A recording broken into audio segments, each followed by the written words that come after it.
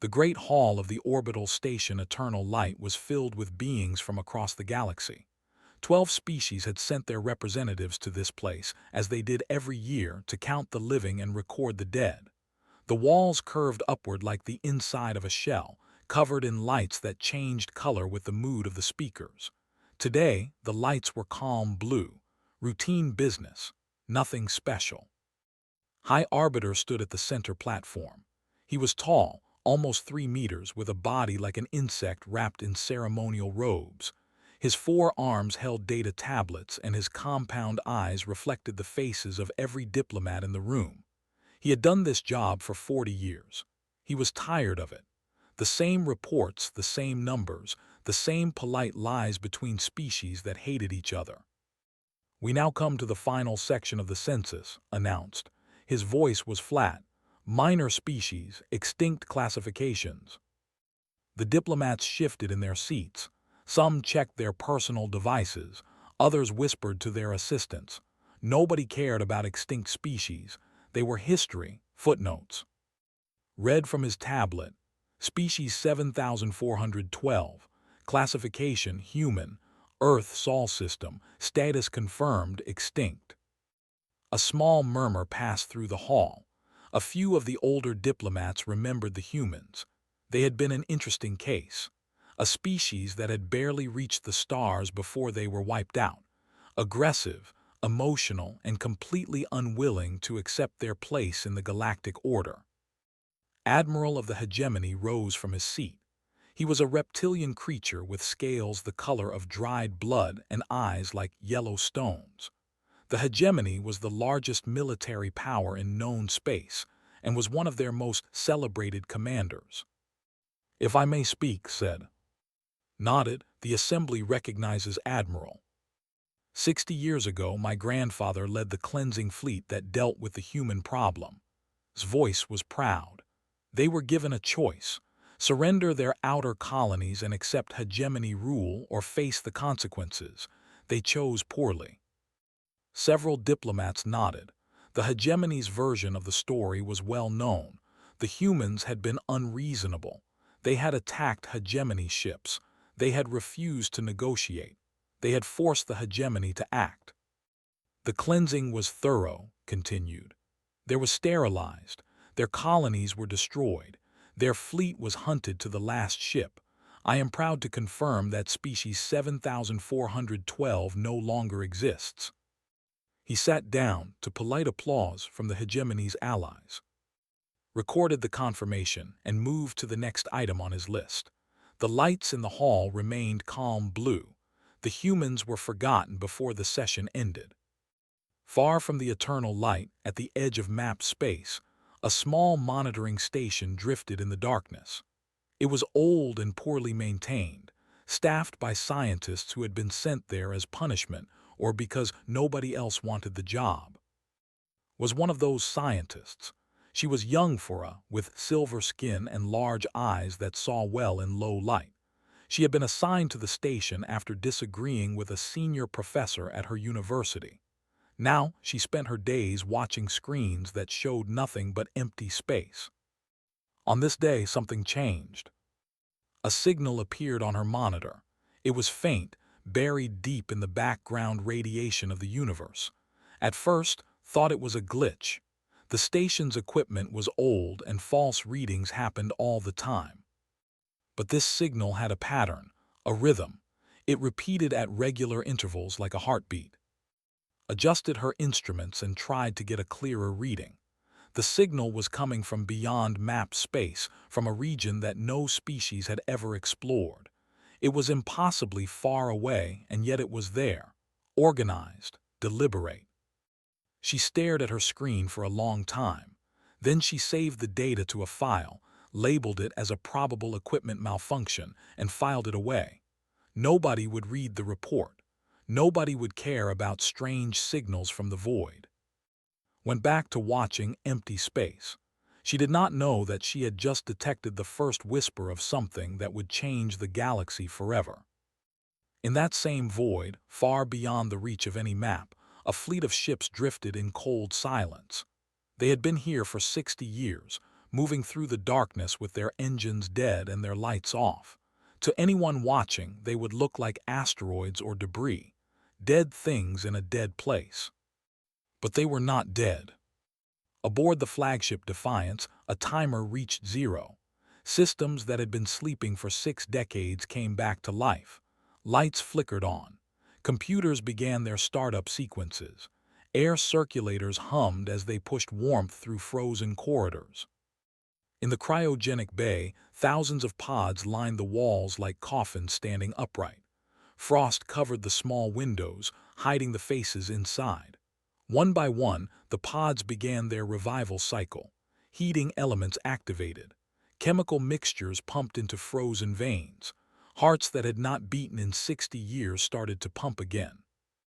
The first pod to open belonged to Fleet Commander Park. He was 57 years old, though his body had not aged since he was put to sleep. His hair was black, cut short in military style. His face was hard, with lines around his eyes that spoke of years of war and loss. He wore the uniform of the United Earth Navy, now faded and patched from years of use before the long sleep. Park stumbled out of his pod and fell to his knees. His muscles were weak. His lungs burned with each breath. Revival was never easy. It took minutes before he could stand and more minutes before he could walk. He made his way to the nearest computer terminal and checked the date. 62 years. They had been asleep for 62 years. Park closed his eyes. He remembered the last thing he had seen before entering his pod. Earth burning, the blue oceans turning to steam, the green continents becoming black ash, the hegemony fleet in orbit firing beam after beam into the planet below. He remembered the screams on the radio, the final messages from people who knew they were about to die. He remembered his own voice, ordering the surviving ships to flee, to jump to coordinates that led nowhere, to survive at any cost. They had escaped. 47 ships carrying 180,000 people, all that remained of a species that had once numbered in the billions. Park opened his eyes. Other pods were opening now. Officers and crew stumbled out, confused and weak, looking around at a ship they had not seen in decades. Captain Lee was among the first to reach him. She was younger than him, in her 40s, with a face that was stern and beautiful at the same time. She had been his second in command during the escape, the one who had kept the fleet together when everything was falling apart. "Commander," she said, her voice was rough from disuse. "Status." "We survived," Park said. "The fleet survived."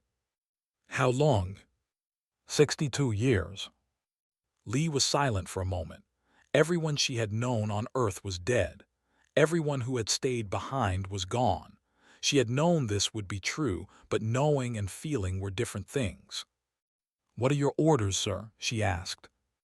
Park looked around at the waking crew, men and women who had given up everything to survive, who had fled into the darkness because there was no other choice, who had slept for 6 decades while their enemies celebrated their extinction.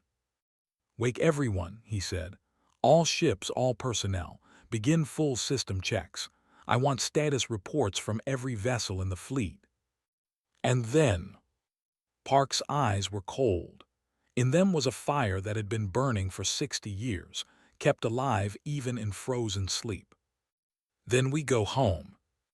The conference room aboard the Defiance had not been used in 60 years. Dust covered the long table. The chairs were cold. The lights took several tries before they stayed on. But the room was full now, filled with the leaders of what remained of humanity. Park sat at the head of the table. Around him were the captains and commanders of the Exodus fleet, as they had come to call themselves.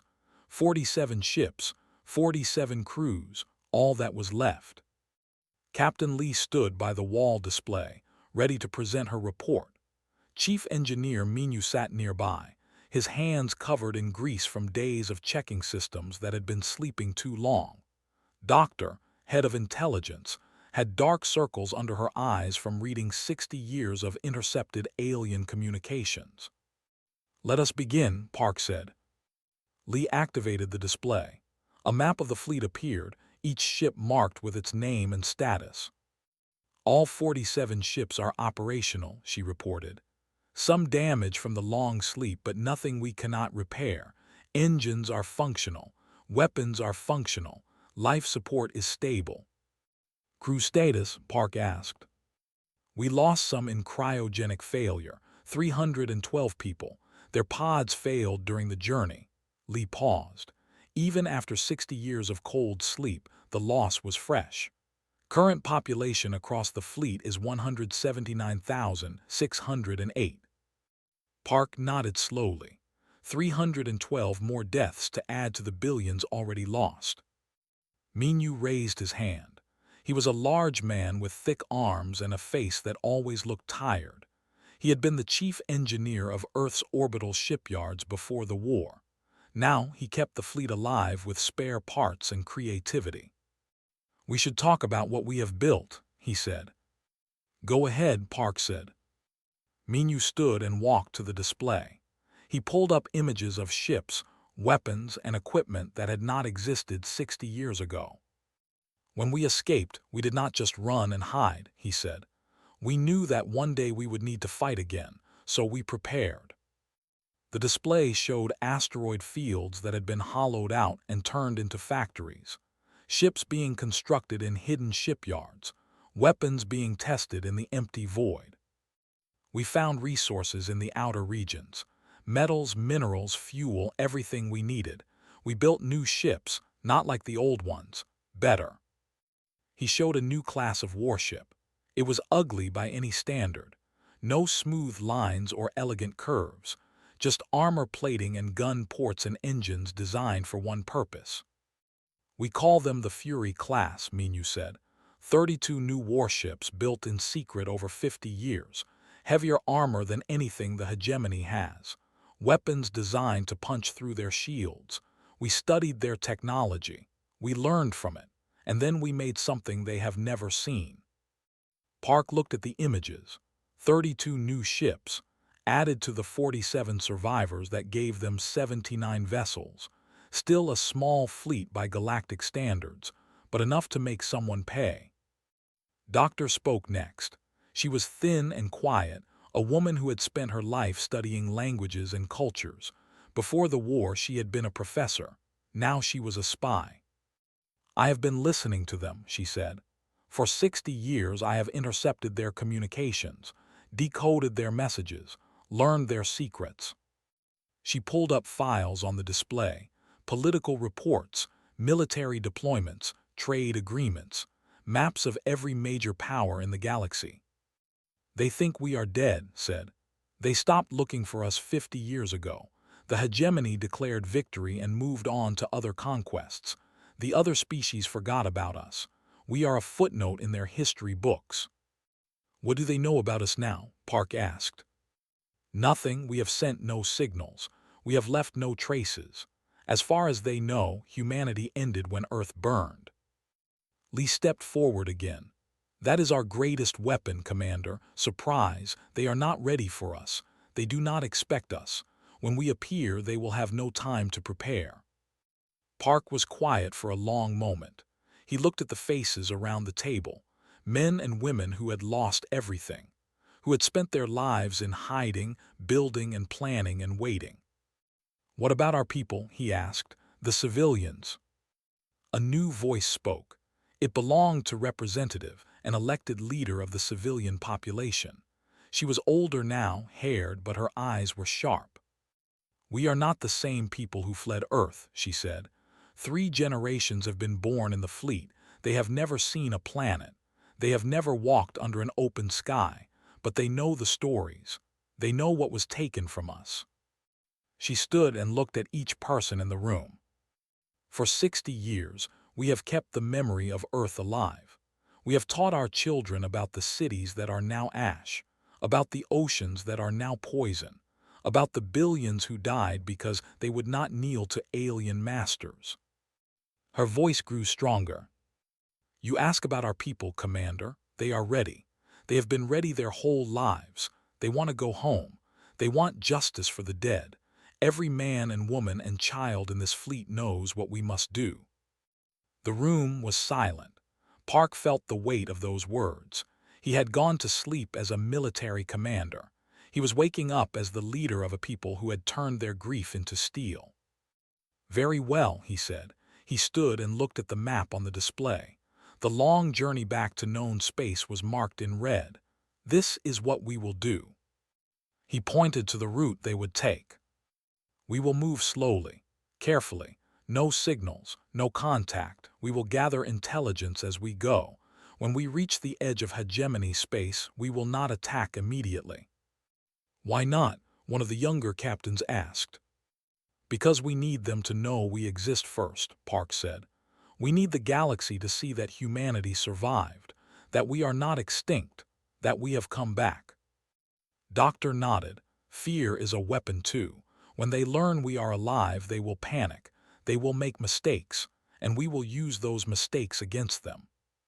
Park continued, "Our first goal is not to destroy the hegemony. We are not strong enough for that. Not yet. Our first goal is to survive, to establish ourselves, to make the galaxy understand that humanity will never be wiped out again." "And if they try to destroy us again?" Lee asked. Park's face was hard. "Then we will teach them what it costs to try." The meeting lasted for 3 more hours. Plans were made. Assignments were given. The fleet that had slept in darkness for 60 years began to wake up in full. In the engine rooms, crews worked to bring systems back to full power. In the training halls, soldiers who had been frozen in time resumed their drills. In the schools aboard the civilian ships, children learned that the day they had been told about was finally here. On the bridge of the Defiance, Park stood alone before the main. The void stretched before him, endless and empty. Somewhere beyond that darkness was Earth. Somewhere was the grave of his species. But not the end, never the end. "We are coming," he said quietly to the stars. "We are coming, and we remember everything." Behind him, the engines of the Defiance roared to life. One by one, the ships of the Exodus fleet followed. 79 vessels moving as one, emerging from the void like ghosts returning to haunt the living. The galaxy had declared humanity extinct. The galaxy was about to learn how wrong it was. The cargo ship Gentle Current was having a boring day. It was always having boring days. The ship carried minerals from the outer colonies to the inner systems, and nothing interesting ever happened on mineral runs. Captain sat in his command chair half asleep. He was old his silver skin turning at the edges. He had been flying cargo ships for 30 years, and every trip was the same. Load the cargo, fly to the destination, unload the cargo, do it again. Navigator sat at her station, watching the sensors. She was the same who had detected strange signals years ago at the monitoring station. She had left that job, but she had never forgotten what she found. Sometimes she still searched for unusual patterns in the void. She never found any. Until today. Captain said, her voice sharp with surprise. "I have something on sensors." Opened one eye. "What is it?" "A ship, unknown configuration. No transponder signal." Sat up straight. No transponder meant either a broken system or someone who did not want to be identified. In this part of space, that usually meant pirates. "How big?" he asked. Checked her readings again. Then she checked them a third time because she did not believe them. "Very big," she said. "Bigger than anything I have ever seen." The ship appeared on that. It emerged from behind a small moon, moving with deliberate slowness. Felt his blood run cold. The ship was massive. Its hull was covered in thick armor plates and dented from old battles. Gun ports lined its sides like teeth. Its design was brutal and functional, nothing like the smooth curves of hegemony vessels or the elegant spirals of craft. "What is that?" whispered. Was searching her database. Her hands were shaking. She found a match and the color drained from her face. "Captain," she said, "that is a human ship." "Impossible. Humans are extinct." The design matches our historical records exactly.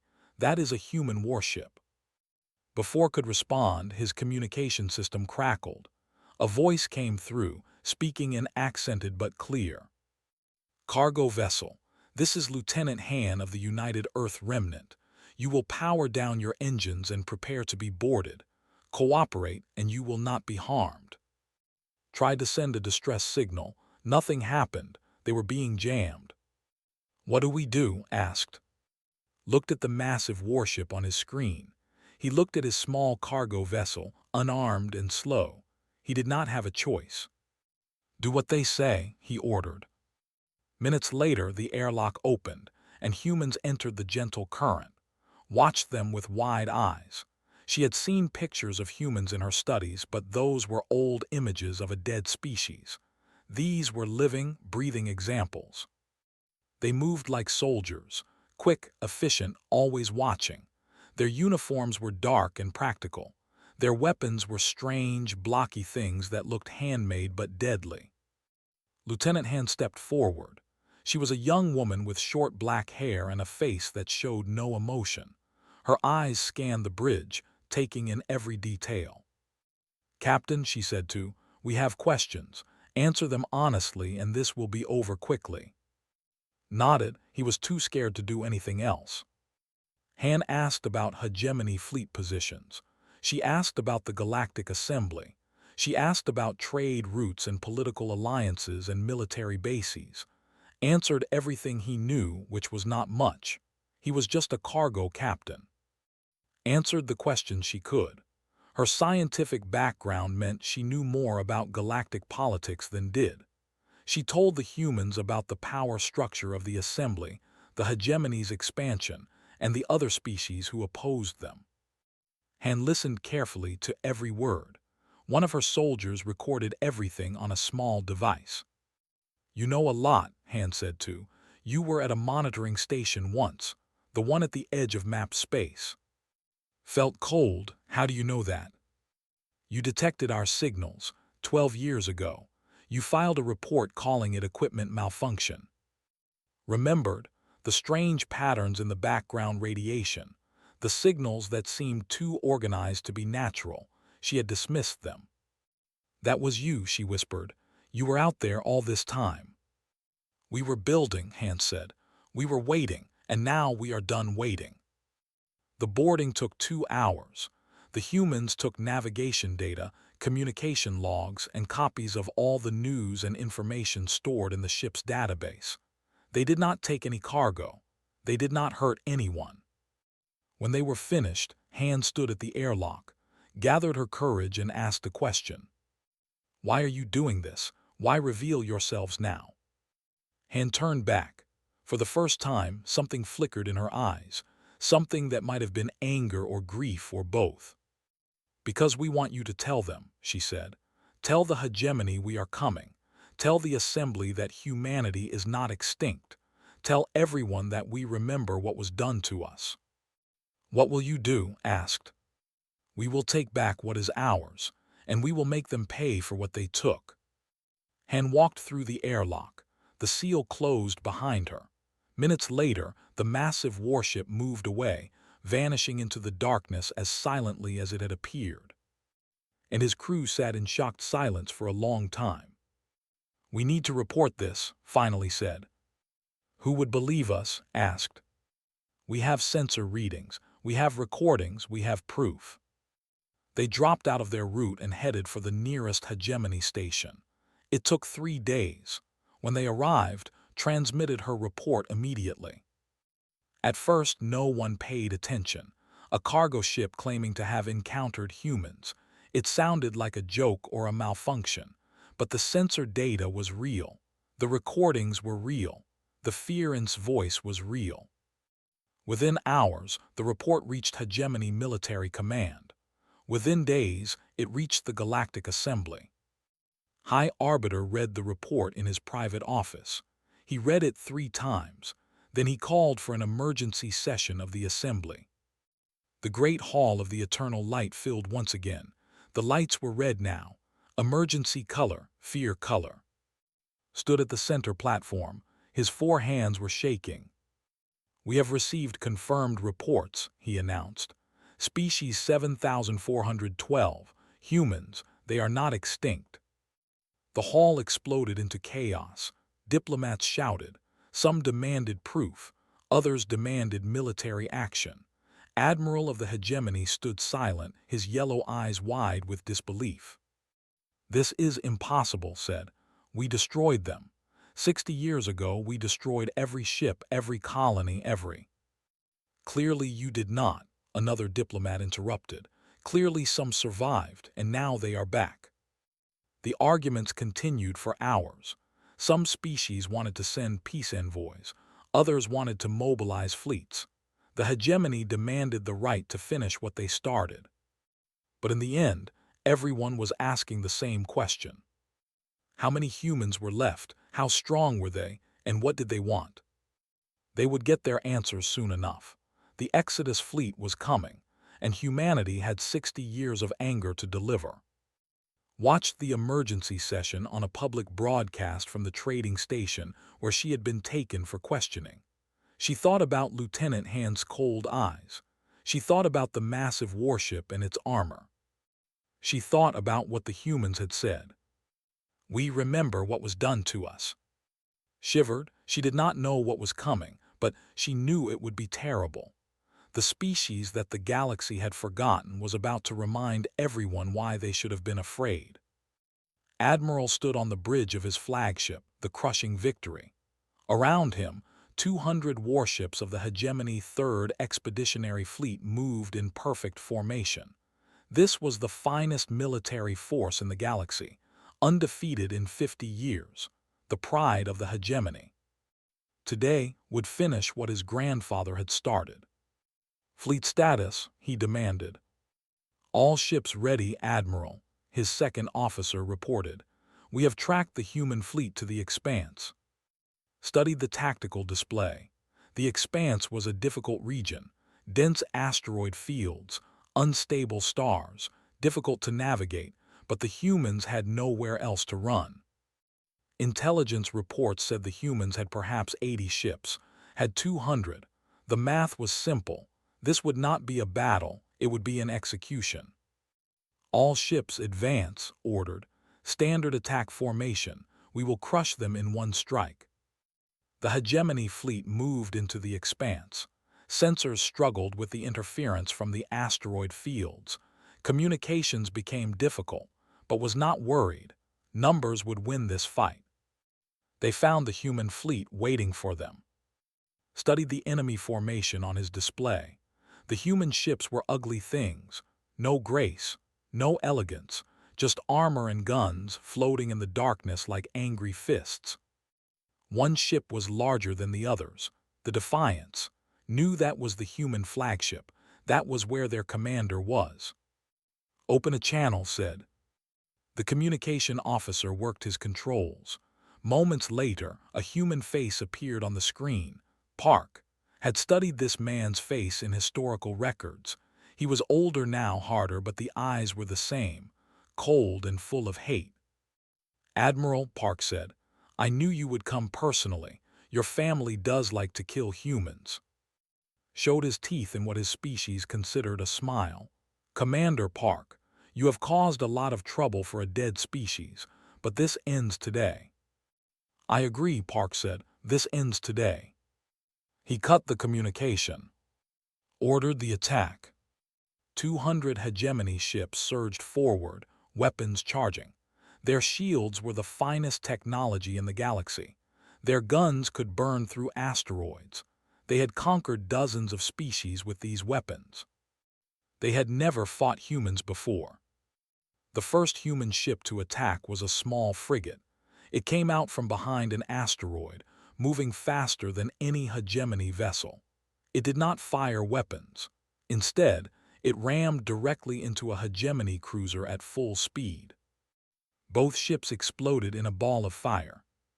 Stared in disbelief. The humans had just sacrificed a ship and its entire crew to destroy a single enemy. Before he could react, the asteroid field came alive. Explosions detonated across the hegemony formation. Nuclear charges, hidden in the rocks, tore through shields and hulls. Ships that had never taken damage found themselves surrounded by debris moving at killing speeds. "What is happening?" shouted. "They mined the field," his officer said, voice shaking. "They were waiting for us." The human fleet attacked. They came from every direction at once, slipping between asteroids with a skill that seemed impossible. Their weapons were not elegant, but they were effective. Fired metal at speeds that punched through hegemony armor. Missiles with strange warheads detonated against shields and somehow passed through them. Chief Engineer Minu had spent 50 years studying hegemony technology. He had found the weaknesses. He had built weapons specifically designed to exploit them. Now those weapons were tearing the Third Expeditionary Fleet apart. On the Defiance, Park commanded his fleet with cold precision. Captain Lee led the flanking squadrons, appearing behind hegemony ships and destroying their engines before they could turn. Lieutenant Han commanded a boarding team that cut through airlock doors and took enemy vessels from the inside. The hegemony fought back. They were not weak. Their ships were powerful, but they had never faced an enemy like this. The humans did not retreat. When a human ship was damaged, it kept fighting. When its weapons were destroyed, it rammed the nearest enemy. When its crew was dying, they sent final messages of defiance over open channels. One human captain, her ship burning around her, guided her vessel directly into a hegemony carrier. Her last words were broadcast to both fleets. "For Earth, for everyone we lost, remember us." The carrier exploded. 3 other hegemony ships were caught in the blast. Watched his fleet dying. He had never imagined this was possible. These were primitives, survivors of a defeated species. They should have been easy to destroy. But they were not fighting like a species that wanted to survive. They were fighting like a species that wanted revenge. "Admiral," his officer said, "we have lost 60 ships. The humans have lost 12. "How is this possible?" demanded. He got his answer when a human ship appeared directly in front of the crushing Victory. It was small, a frigate. Its hull was on fire. Its weapons were gone, but it was still moving. It released something, a pod small and fast. "Destroy it," ordered. Too late. The pod struck the crushing Victory and attached to its hull. Moments later, an explosion tore through the flagship's shield generators. Alarms screamed, the bridge shook, lights flickered and died. "Hull breach," someone shouted, "boarders incoming." The doors to the bridge burst open. Humans poured through, weapons firing. They moved like ghosts, precise and deadly. Guards fought back, but they were not trained for this. The hegemony conquered from orbit. They did not fight on the ground. The humans did. In 2 minutes, the bridge was secured. Found himself on his knees, hands bound, staring up at a human soldier. It was Han, the same lieutenant who had boarded the cargo ship. She was covered in blood and smoke, but her eyes were calm. "Admiral," she said, "you are now a prisoner of the United Earth Remnant." "You cannot do this," growled. "The hegemony will destroy you, every ship, every colony." "Like you destroyed Earth," Han interrupted. "You tried that once, here we are." She turned to her soldiers. "Secure him. The commander will want to speak with him." The battle lasted 6 hours in total. When it ended, the Third Expeditionary Fleet was gone. Out of 200 ships, 23 escaped. The rest were destroyed or captured. The hegemony had not lost a fleet this size in 200 years. News of the defeat spread across the galaxy. Species that had feared the hegemony watched the reports with disbelief. Some felt hope, others felt new fear. At the Galactic Assembly, High Arbiter called for an emergency vote. The hegemony demanded that all species unite against the human threat. Other voices argued for negotiation. The humans had not attacked anyone except the hegemony. Perhaps there was a chance for peace. The vote was divided. No consensus was reached. Meanwhile, the human fleet regrouped in the outer regions of the expanse. They had lost ships, they had lost people, but they had won. On the bridge of the Defiance, Park looked at the casualty reports. 17 human ships destroyed, 4,300 lives lost. Captain Lee stood beside him. "They died well," she said quietly. "They died for nothing yet," Park replied. "This was just the beginning. We have hurt the hegemony, but we have not defeated them, and we have not achieved our true goal." He looked at the navigation display. One set of coordinates glowed brighter than the rest. "Sol system, Earth." "Send a message to all ships," Park ordered. "We move immediately. It is time to go home." The fleet gathered its wounded and its dead. Then it moved as one, leaving the graveyard of hegemony ships behind. Behind them, Admiral sat in a holding cell, staring at the wall. He was the grandson of the hero who had destroyed humanity. Now he was the prisoner of the species that refused to die. He did not understand. How could they still be fighting? How could they have become so strong? He would spend the rest of his life trying to answer that question. He would never succeed. Some things could not be understood by those who had never lost everything. The human fleet emerged from hyperspace at the edge of the Sol system. 400 ships now, their numbers swelled by captured vessels and reinforcements from hidden shipyards. They hung in the void like a wall of steel, their running lights blinking in the darkness. Park stood on the bridge of the Defiance, staring at the... He had been 22 years old when he last saw this place, young and full of hope. Now he was old, and hope had been replaced by something harder. The sun was the same, bright and yellow, the star that had warmed humanity for millions of years. The planets were the same, Jupiter with its storms, Saturn with its rings, Mars red and cold. And Earth. Park felt his heart stop when he saw it. The planet was still there. That was the first surprise. He had expected nothing but debris, a ring of ash where his had been. But Earth remained, hanging in its ancient orbit like a wounded soldier who refused to fall. But it was not the Earth he remembered. The blue was gone. The oceans had turned, choked with ash and poison. The green was gone. The continents were black, burned and dead. The white clouds were now brown, filled with dust that would not settle for centuries. No signals came from the planet, no radio waves, no lights from cities, nothing. 4 billion people had lived on Earth when the hegemony attacked. Families, children, dreams, all of it was gone. Captain Lee stood beside Park. Tears ran down her face, but she did not wipe them away. She let them fall. "We knew," she whispered. "We knew it would be like this, but seeing it." "I know," Park said. His voice was rough. Doctor approached with a tablet. Her hands were shaking. "Commander, I have scanned results. There are traces of life, bacteria, some simple plants in the polar regions, nothing complex. But the planet is not completely dead." "Can it recover?" Lee asked. "Maybe, in centuries, if we help it." Park nodded slowly. Centuries. His might see green on Earth again. It was something to hope for. But first, there was work to do. A hegemony defensive fleet guarded the Sol system. 30 ships, stationed in orbit around Earth. They had built bases on the Moon and on Mars. They had claimed humanity's grave as their own territory. Park felt cold anger rise in his chest.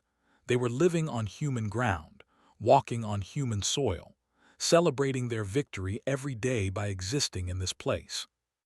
He opened a communication channel. "Hegemony vessels in the Sol system. This is Fleet Commander Park of the United Earth Remnant. You are occupying sovereign human territory. You have 1 hour to withdraw or be destroyed." The response came quickly. A hegemony commander appeared on the screen, his reptilian face showing amusement.